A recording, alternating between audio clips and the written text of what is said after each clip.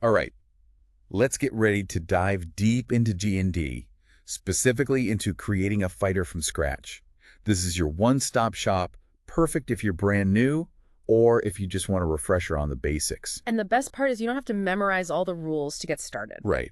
We're going to break it down for you. Yeah. So think of D&D as like a collaborative story. Yeah. You control your hero, you're in this fantasy world, you describe what your fighter does, and the DM, your guide, narrates what happens. And a lot of times we use dice. Yes. Dice are very important. Right. To make things interesting. Yes. Keeps you on your toes. It does. It does. So for example, let's say we are standing in front of Cragmaw Castle. It's this ominous, scary-looking fortress. You've got to infiltrate it. Your group needs to get in there. What do? How do you decide? Do you charge the front gate? Swords blazing? It depends, right? Oh, it depends. That's the beauty of it. You could do that, or maybe you have a rogue in your party who's a little more stealthy and they try to sneak in a side entrance. Ooh, sneaky. Yeah. I like it. But how do we actually decide what happens? Do we just say, my fighter smashes the door down, and then what? Well, that's where the dice come in. In D&D, actions have consequences, and a lot of times those consequences are determined by rolling different types of dice. The D20, the 20-sided die, is the heart of the game. So the rogue is trying to pick the lock on a side entrance. Yes. They describe their action, and then what? The DM would ask them to make a dexterity check. So they'd roll a D20 and add their dexterity modifier. We'll talk about modifiers later. Okay. The higher the result, the better their chance of success. So high rolls are good, low rolls are bad. Pretty much, yeah. I got it. But even a low roll doesn't necessarily mean you fail. Maybe it just means they get the lock open, but they make a bunch of noise and they alert a guard. Or maybe they break a lockpick and have to find another way in. I love that. So it's not just about winning or losing. It's about creating a story. Exactly. Everyone contributes to the narrative. So now let's actually get into building your fighter. Every D&D character starts with 6 ability scores: strength, dexterity, constitution, intelligence, wisdom, and charisma.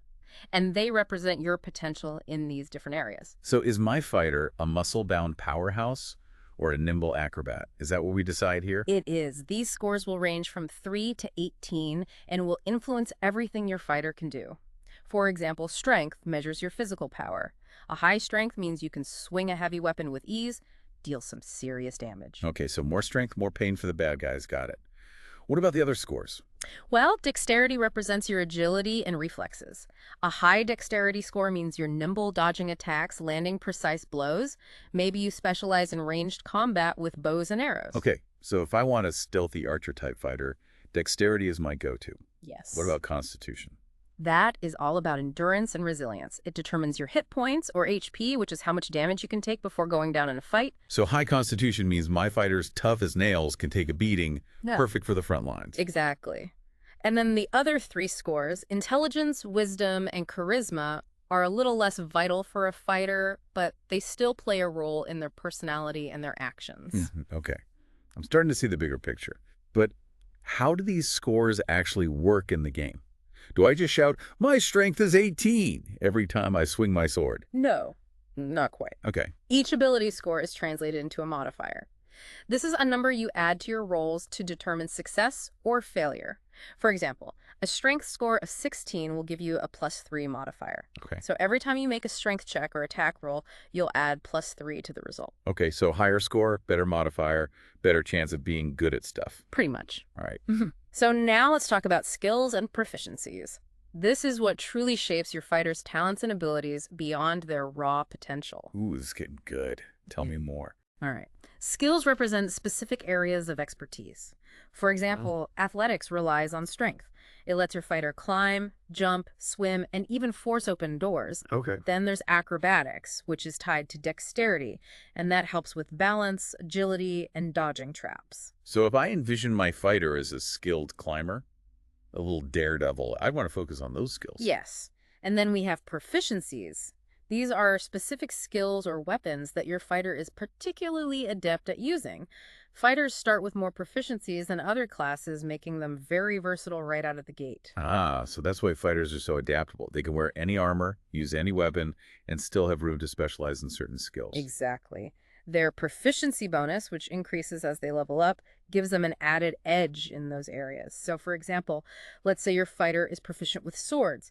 They would add their proficiency bonus to any attack rolls they make with a sword. Okay, so proficiencies basically mean I'm really good at this, and the bonus reflects that expertise. Exactly. And with a fighter's diverse proficiencies, you can build a character that fits any playstyle, from a heavily armored knight to a nimble duelist to a resourceful brawler. This is making me so excited to create my own fighter.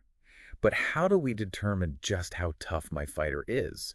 I know we talked about hit points, but what about defense? That's where armor class, or AC, comes in. This represents how difficult it is to hit your fighter in combat. And it's a combination of factors, including the type of armor they wear and their dexterity modifier. So heavier armor equals higher AC. Makes sense, but doesn't that mean they'll be slow and clunky? There's a trade-off. Heavier armor provides more protection, but it can hinder movement. Lighter armor allows for more agility, but offers less defense. Fighters, luckily, are proficient in all types of armor, so you can choose what works best for your playstyle. Ah, so I could have a heavily armored tank who soaks up damage, or a nimble duelist who dances around attacks. So many options. Exactly. And don't forget shields. Oh yeah, shields. Fighters are proficient with shields, and those add a +2 bonus to your AC. Wow, so a heavily armored fighter with a shield. Super hard to hit. Yeah, they would be a fortress. But AC is just one piece of the puzzle. Hit points, determined by your constitution score, represent your ability to withstand damage. So high AC, avoid getting hit, high HP, helps you survive those blows that do land. Yes. It's a balancing act between offense and defense. And the beauty of D&D is that you can customize your fighter to excel in either area or find a happy medium. Okay, my mind is buzzing with ideas. But let's move on to the main event, combat. Let's do it. Let's talk about how battles actually unfold. Right, bring on the action. It's like a carefully choreographed dance. Sword swings and spells. A dance of destruction. I like it. But how do we decide who goes first? I mean, in this dance, who takes the lead? That's where initiative comes in. At the start of combat, everyone rolls a d20, Okay, adds their dexterity modifier, got it. and any other bonuses they might have. Whoever has the highest result goes first, followed by the next highest, and so on. Oh, it's a race. Who's the quickest on the draw? So like a nimble rogue with a high dexterity, they would probably act before my heavily armored fighter. Probably, yeah. Unless your fighter has some special abilities that would give them a boost to their initiative. Okay. But once that order is set, each person gets to take their turn and they get to perform actions. Okay, so what can I actually DO on my fighter's turn? Besides, look intimidating. Well, on your turn, you can typically move a certain distance that's determined by your speed, Okay. and you take one action. And there are lots of actions to choose from. Oh yeah, lots of options. Give me some examples. So the most common one is the attack action. Okay. This is where you swing your sword, fire your bow, make a melee or ranged attack. You can also do things like dash, which lets you move double your speed, Okay. or dodge, which makes you harder to hit. So if I'm facing a fearsome dragon, I could dash away, create some distance, and then launch a ranged attack with my bow. Exactly. You're adapting to the situation and choosing the best actions. So let's talk about how attacks actually work. Okay, break it down for me. So when you make an attack, you're gonna roll that trusty d20. Okay, You add your strength modifier if it's a melee attack, or your dexterity modifier if it's ranged. got it. You also add your proficiency bonus if you're proficient with that weapon. Okay, and then we compare that to something. Yes. You compare that total to the target's armor class, or AC. Okay, So if you meet or exceed their AC, you hit. nice. If not, you miss.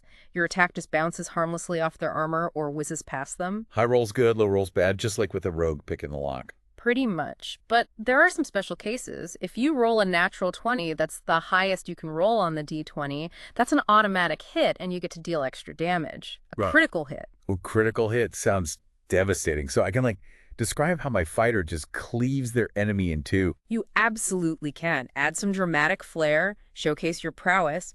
But if you roll a 1, the lowest possible roll is an automatic miss no matter what. Ah, bummer. So even the mightiest warriors have a clumsy moment. It happens. It keeps combat exciting. Yeah. So let's say you hit. How do we figure out how much damage you actually do? I'm all ears. I want my fighter to pack a punch. Each weapon has a specific damage die or dice that you roll. So a longsword, for example, might deal a 1d8 slashing damage.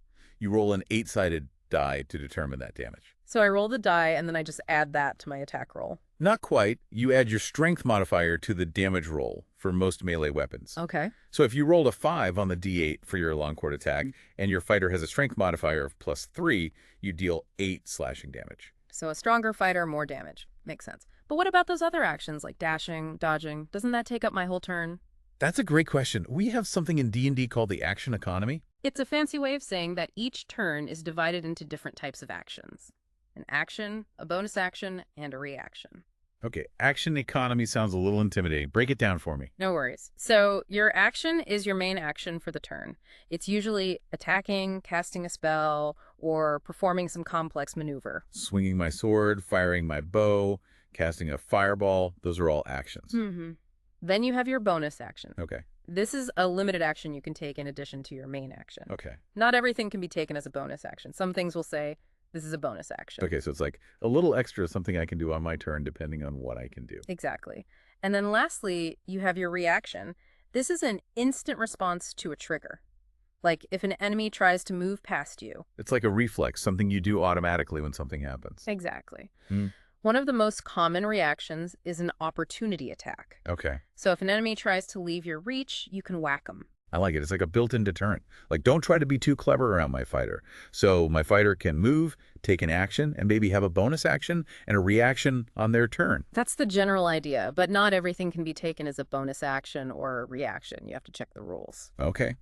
I'm taking notes. Lots of tactical depth. Speaking of tactical depth, didn't you see something about the fighter having this special ability called Action Surge? I did, and it's one of the things that makes the fighter such a powerhouse. I'm all about power. Tell me more. I want my fighter to be a whirlwind. So Action Surge lets your fighter take another action on their turn. Wait, so they can attack twice? They could? Attack and I'll dash away.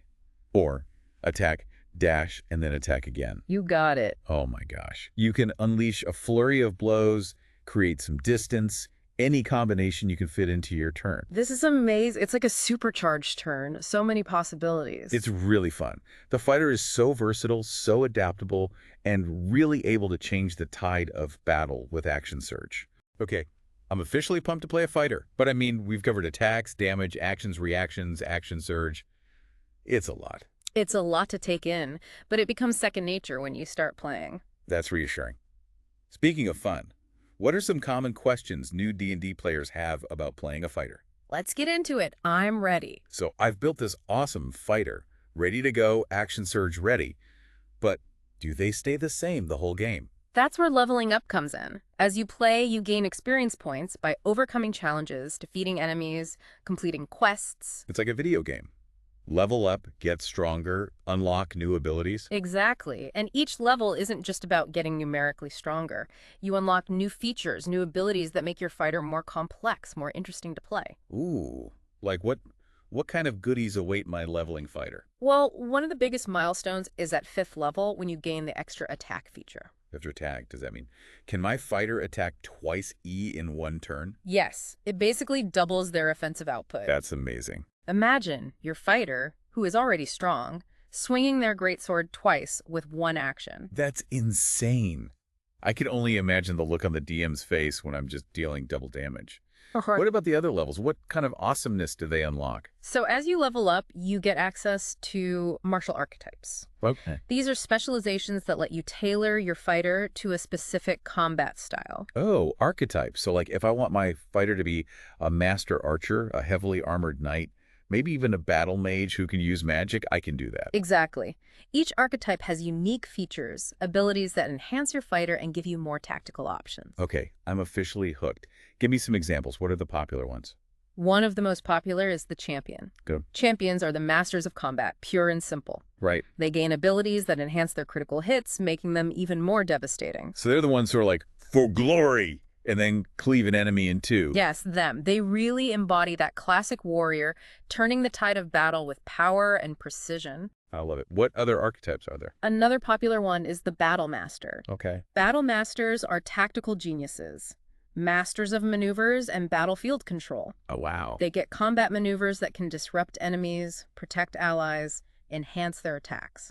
So they're like the battlefield commander, using their skills to outmaneuver and outsmart their opponents? Yes. Cool. Yeah. Are there any that kind of blend play styles? Yeah.